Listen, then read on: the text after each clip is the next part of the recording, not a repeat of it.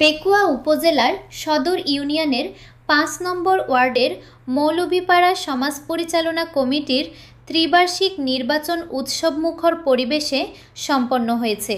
শুক্রবার ১৫ মে সকাল ৮টা থেকে বিকেল ৪টা পর্যন্ত টানা ভোটগ্রহণ অনুষ্ঠিত হয়।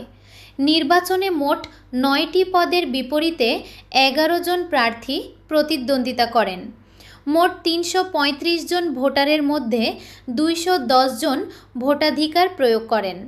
সভাপতি পদে হরিণ প্রতীক নিয়ে আবদুল্লাহ শিব্বির ১০৭ ভোট পেয়ে বিজয়ী হন। তার নিকটতম প্রতিদ্বন্দ্বী দুয়াত কলম প্রতীকের প্রার্থী কায়সার পেয়েছেন ৯৩ ভোট।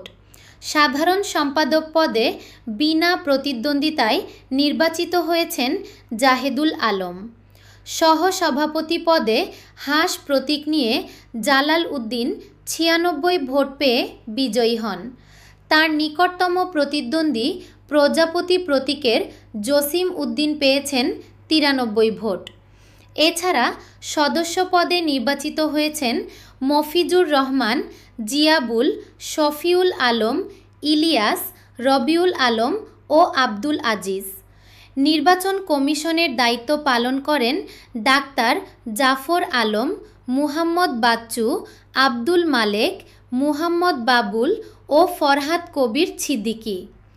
নির্বাচনে সার্বিক আইনশৃঙ্খলা রক্ষায় দায়িত্ব পালন করে পেকুয়া থানা পুলিশ ও সদর ইউনিয়ন গ্রাম পুলিশ।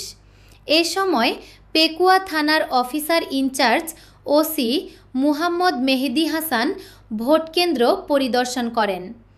আলিম উদ্দিন নুরানি মাদ্রাসা কেন্দ্রে শান্তিপূর্ণ ও উৎসবমুখর পরিবেশে ভোটগ্রহণ সম্পন্ন হয়।